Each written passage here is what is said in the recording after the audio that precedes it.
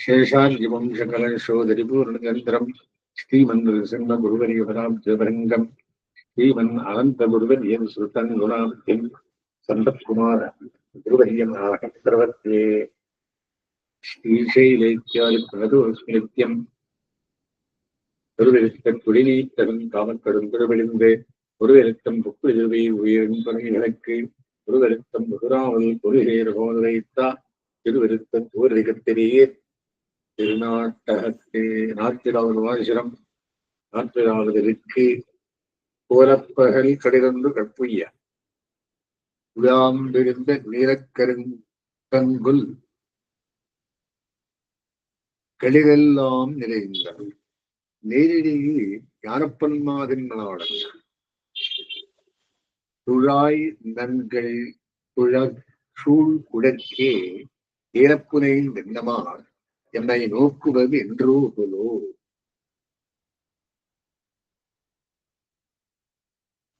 இருள் கண்டு இறங்கிய தலைமகள் தோழியருக்கு வரைவு விருப்பு உரைத்தல் இது. பகல் பொழுது கடிந்து எங்கும் இருள் பரவியது கண்டு புரந்தின தலைமகள் குருவினர் என்னை கல்யாணம் செய்து கொடுப்பது என்றைக்கோ என்று தோழியரை நோக்கி கூறுகின்றாள். என்னை மாறே நோக்கு நல்லேன் வைகளும் வினையேன் வெளியா அந்த மனுஷரு இருக்கு பிறன் அப்படின்னு என்ன திருவாய்மொழியிலே சாமம் இந்த திருவாய்மொழி. அலங்காரத்தை உடைய சூரியனாகிய ஒப்பில்லாத ஒரு யானை அஸ்தமன பர்வதத்தின் மறையா சூரியாஸ்தமாச்சு மேலுதற்கு அன்பகம் போன அஸ்தமனம் திருடாக பறந்த நீல நிறத்தை உடைய இரவாகிய யானைகள் எல்லாம் 20 யானை பகல் வரை யானை பகல் போன 20 யானை வந்து அந்த இருட்டு வந்துருக்கு இருந்தா தையார்கள் இந்த மாதிரி இருக்கு. கடலெல்லாம் யானைகள் இரவாகிய யானைகள் எல்லாம் நிறைந்தனா அடைவை எதிரில் வந்து சேர்ந்தார். இருட்டு அஜானம் இதெல்லாம் என்ன திருவிழுத்தருது அப்படின்னா விரக திருவிழுகிறது. இந்த வெண்பிள்ளைக்கு கூடும் ஆயுசை அதிகரிக்கும். ஆகியன இருட்டு வந்தாலும் பயந்து வர யாரு பராமகிருஷ்ணாய் நேரிலேயே பிரின்சுக்கு சொல்ற தகுதியான ஆபரணங்களை உடையவர்களே ஞானப்பன்மாதின் மணாளன் பூதேவிக்கும் ஸ்ரீதேவிக்கும் நாயகமான எம்பெருமான். ஞாலப்பன் பூதேவி பொன்மாது ஞாலம் மாது பொன்மாதுன்னு 2 பேர். பொன்மாது ஹிரண்யவரனை ஸ்ரீதேவியும் ஸ்ரீதேவிக்கும் மணாளன் நாயகமான எம்பெருமான் துழாய் திருத்துழாய் மாலையை நங்கள் ரூழ்குடற்கே ஏலப்புனைந்து எமது அடர்ந்த தலை மயிலிலே தகுதியாக சூட்டா என்ன மாதிரி எம்மை நோக்குவது என்றோ எமது தாய்மார் என்னை பார்ப்பது என்றைக்கோ அப்படின்னா எம்பெருமான் தானே வந்து போச்சூட்டி தாயார் பார்க்கணும் அப்படின்னு கல்யாணம் எப்போ ஆறுன்னு சொல்லுங்கோ அப்படின்ற தகுதியான ஆபரணங்களினுடைய தோழிமார்களே நேரிடையே திருப்பாவிலும் வருது. தகுதியான ஆபரணங்களினுடைய தோழியர்களே சூரியனாகிய ஒரு யானையானது அஸ்தமான பருவத்திலே விழுந்து வரையா திரளாக பறந்த நீல நிறத்தை உடைய இரவாகிற யானைகள் எல்லாம் வரிசையாக எதிரில் வந்து சேர்ந்தனா அப்படின்னு என்ன சூரியன் அஸ்தமிக்கவே இருளில் பொழுது வந்து விட்டது. கவிமரவர்கள் இப்போ ஒரு விரக வியசனம் அசக்கியமாயிருக்கையாலே பூதேவிக்கும் ஸ்ரீதேவிக்கும் கணவனான எம்பெருமான் தனது திருத்துழாய் மாலையை எனது தலைமயிரிலே தகுதியாக சூட்டா எனது தாய்மார் என்னை கடாட்சிப்பது என்னாளோ என்றது. அந்திப்பெண்மத்தொருவர்க்கென்னை பேசலட்டேன் மாதிரும் ஜோதியும் மாயற்கல்லால் கொத்தமனம் இவளாம் என்றெண்ணி கொடுமின்கள் கொடியிராய்கள் கோழம்பமே என்றாற் போலே பெரியாழ்வார் அப்பெருமானுக்கு என்னை தாரை வார்த்து தத்தம் பண்ணுவதற்கு தாய்மாரும் தோழிமாரும் விரைந்து காரியம் நடத்த வேணும் என்றவாறு கட்டி கொடுத்தாத்தானே காரியம் நடக்கிறது. சூரியன் இயற்கையில் செந்நிறத்தையும் மாலை பிரகல் செவ்வான கோலத்தையும் உடையவனாய் கம்பீரனாய் இருப்பன். உத்தம ஜாத்தியில் பிறந்த யானையானது இயற்கையான உத்தம லட்சணமாகிய செம்புள்ளிகளையும் செயற்கையில் செந்நிற முகம் அடாம் ஆகிய அலங்காரத்தையும் உடைத்தாய் கம்பீரமாயிருக்கும்.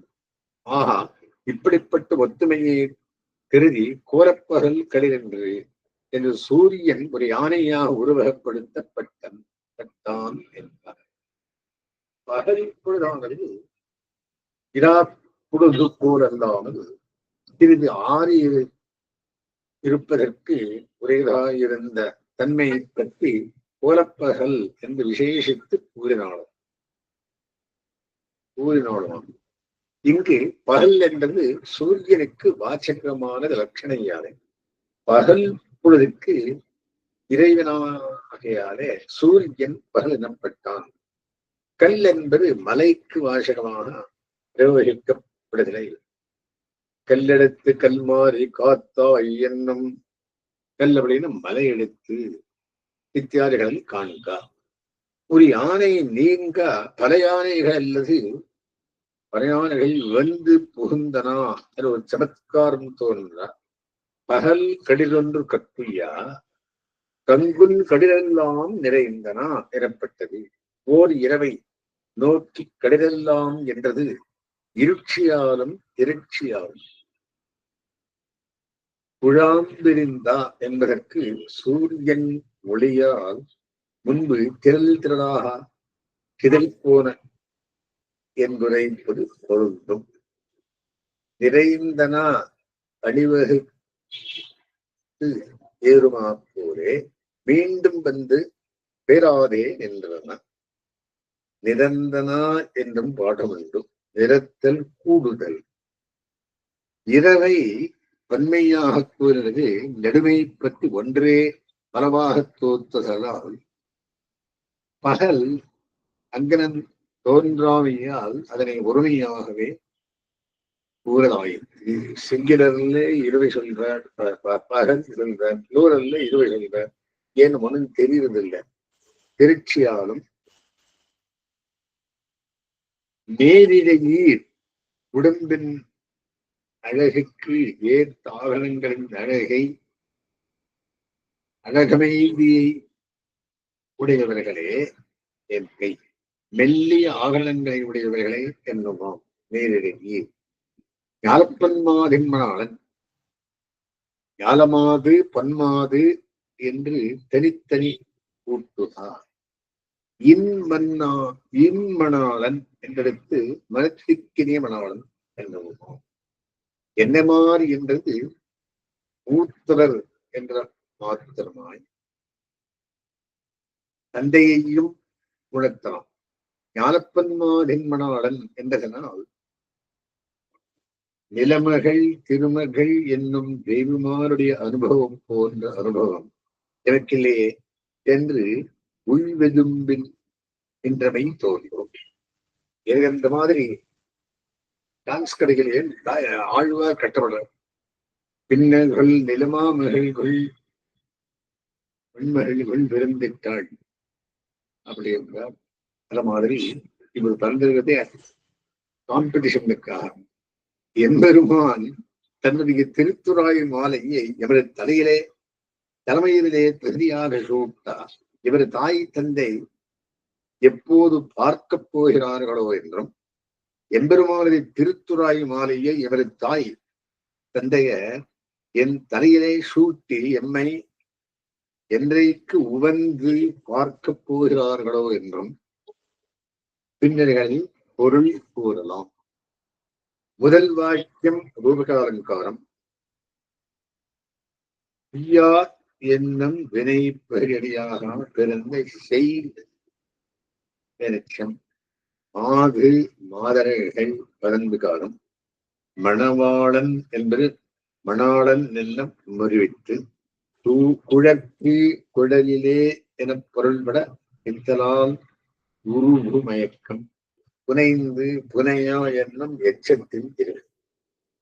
இப்பாட்டுக்கு சுவாபதேச பொருளாவது எம்பெருமானை சேர்ந்து அனுபவிக்க பெறாத நிலையில் ஆழ்வார் தமது விவேக பிரகாசமும் நிலகுறையும்படி மோகாந்தகாரம் மேலிடும்படவானபடியால் இந்நிலையில் எமது பெரியோர் எம்மை எம்பெருமானது பிரசாரத்துக்கு பாத்திரமானபடி சமர்ப்பியாமல் தாமதிப்பதே என்று அன்பனை நோக்கி அருளிச் செய்வதாம். கோலம் பகல் கடிதொன்று கற்பியா பக்தி மேலிட்டு செவ்வியதான விவேக பிரகாசம் அறியும்படியாக குழாம்பிருந்த வீரக்கங்குள் கடிதெல்லாம் நிறைந்தன. மோகாந்தகாரம் மிக மேலிட்டது. இவற்றை கடிதென்றது அடக்குதற்கு அருமையான் ஞானப்பன் மாதென்மணாளன் என்றதனால் நாய்ச்சிமார்கள் போல தாமும் எம்பெருமானோடு சேர்ந்தலில் விருப்பம் கொண்டமை தோன்றும். மணாளன் துழாய் நங்கள் சூழ்குழற்கே ஏலப்புனைந்து அப்படின்னு என்ன, எம்பெருமானுடைய பிரசாரத்தை எவர் முடிமேல் கொள்ளும்படி கிடைக்கச் செய்து என்னமாறு என்றது பகவத் பக்தர்களில் தம்மிலும் மூத்தவரை என்றுகளோ என்றதனால் அது விஷயமான அபேட்சையே இவருக்கு தலையெடுத்தமை தோன்றும். நேரிடையீர் என்றது அன்பர்க்கு நற்குணங்களாகிய அணிகலன்கள் அமைந்திருத்தலை குறிக்கும். ஞான வைராக்கிய பூஷணம் அதுவே இடை ஆவரணம் என்றால் போதா. வீட்டுக்காரர் என்ன சொல்றார் அப்படின்னா, நம்பிள்ளை சுவாமி, நான் உருடிப்பாடாய் நோவுகளாக பகலும் கழிந்து ராத்திரியுமாய் அரசான் அநேகம் விடுதலை கொண்டதையார் நலிவுண்டு நம்முடைய திசையை கண்ட பந்துவர்க்கத்தில் உள்ளார் நம்மை நோக்குவது என்றோ என்கிறாள். இது ஆங்கிமாரோடே கூடின தலைமகள் வார்த்தையாதல், அன்றைக்கே தோடி வார்த்தையாதல், இவருடைய தைரிய திசை இருந்தபடி ஒரு பகலை இருந்து கவிபாடும்படியாயிற்று. புலப்பகல் தரிசனீயமான ஆதித்யனாகிற கழிவு கல்லிலே போய் போகா, அன்னும் மலையில் போய் மறையா, அஸ்தாதலத்திலே போய் போகா, வீரபத்னீரே அவர் இருப்பிலே புக்கிருந்து தொன்னீத சசமத் ஸ்மிருத்தகா என்னுபவை. ராமாயணத்து குதிரர் வைர ராவணனே சீதாவிராட்சி நீச்சா சசமத் ஸ்மிருத்தகா முலத்து மாதிரி இருக்கிறா இல்லையா ராமருக்கு. ராத்திரியிலே வந்தால் சர்வேந்திரியங்களுக்கும் பிரிந்த விஷயம் ஒன்றுமே இலக்காகியாலே விரசனம் விஷயத்து ஆத்த அரிதாயிருக்கும். பகலில் வந்தால் இந்திரியங்கள் ஆலிபாயிகையாலே ஆத்தாமை ஆத்து எளிதாயிருக்கிறே. பகல் அனுகூலமாகியாலே ஒன்றாக சொல்லித்து ராத்திரி பாதகத்துவத்தாலே அநேகமாக தோற்றான் என்றது. ராட்சசர்க்கு ராம சகசிரமாய் தோற்றமாக போலே குழாமாக திரண்டு நீளமான நிறத்தை படைத்தானா கங்குல் இருட்டாகிற கடிதெல்லாம் எங்கும் பரம்பித்தனா. நான் என்னை யானை போலே விரும்பு வந்து இத்தனை யானைக்கு இரையாக்கி இட்டு வைத்து போவதே நேரிடையே இந்த ராத்திரி விசனத்துக்கு தப்பி ஒப்பனை அடியாமை இருக்க நினைத்திருக்கிறார். 4 அபலைகளாயிற்று ராமலிங்கத்தில் மேலே எம்மை நோக்குவதென்றுகளோ என்னால் நின்றாடினே என்னால் நின்றதே இறை என்று ஆவரணமாய் விலக்கணமான ஆவரணத்தை விடையே குற்றம் புறப்பிப்பார் இன்றைக்கே குற்ற மரியாதார் வேடமாயிற்று இவளைக்கு போதும் சாபநாதராய் வர நின்றாரை ரட்சிக்கும் ஈஸ்வரன் ஒரு ரட்சகனம் வேணுமே. ஒன்றும் கைம்பதில்லாதாரையும் ரட்சிக்கும் பிராட்டி குத்தங்கண்டு பிறப்பிக்கும் அறிவமில்லையாயிற்று இவளைக்கு போது ஞாலமாகிற ஸ்லாக்கியமாம் நிருபாதிக ஸ்திரீத்துவம் மணாளன் இக்குணங்களுடைய ஸ்ரீ பூமி பிராட்டிக்கு வல்லவனானவன்.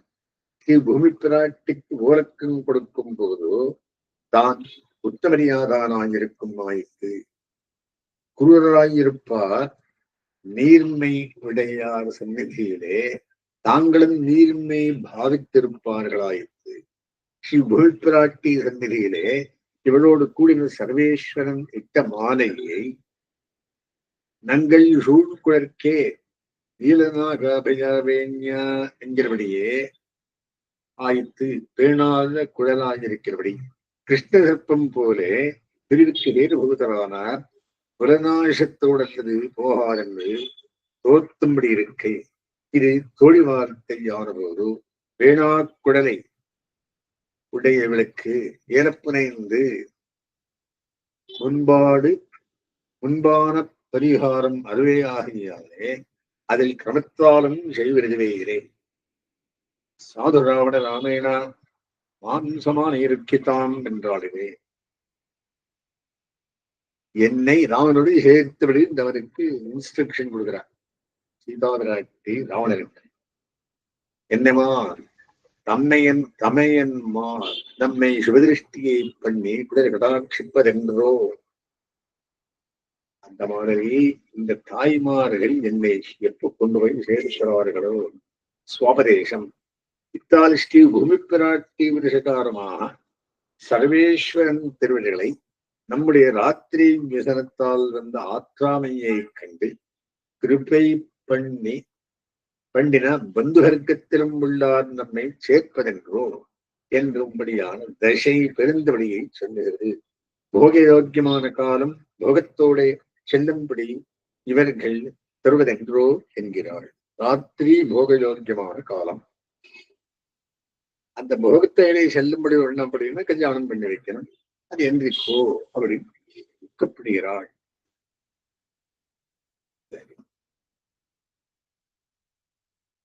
கோலம் செய்த ஆணை போன்ற பகலானது சந்திராதித்யாதி பூஷித நீல நகசை களிதென்று உத்ரேட்சிக்கலாகிறே. இப்போர் ஆணை சூரியன் அஸ்தமித்தவாறே போமினே அத்தை சென்னவழி கற்புய்யா என்று குழாம்பிருந்த நீலக்கங்குல் கடிலெல்லாம் நிறைந்த கூடின கருப்பானது வரம்பினாற் போலே கருக்க ராத்திரியான கஜமே என்றும் வியாபித்தது. ராத்திரியான கஜ இங்கு அந்த காவலன் நேரிருகி நேர்பட்ட ஆரணங்கள் உள்ளவர்களே, உங்கள் பெருமைக்கு அழுக்குக்கும் பெருமைக்கும் அழகுக்கும் அனுகுணமாகியே அதற்கு நேர்பாடு ஞானப்பன்மாதின் பிரலாளன் ஞாலமாது தினமகள் பொன்மாது எண்ண அருளையான திருமகள் இவர்களுக்கு வல்லவனான துராயினங்கள் சூழ்குழற்கே ஏலப்புனைத்து விகரணத்தில் அகப்பட்ட திருத்துராய மாலையானது நம்முடைய செறிந்த குழலான சுருக்குகளுக்கே கையாம்படி போடி என்னை என்னமாறு எம்மை நோக்குவதென்றோ நமக்கு தமக்கைகளானவர்கள் அவனோடும் சேர்த்து ரட்சிப்பதென்றோ. அஷ்டந்தரமாரம்பான் விஜயகரமத்தியமாம் லக்ஷ்மி வல்லபரிதான் வந்தே குரு பரம்பரா.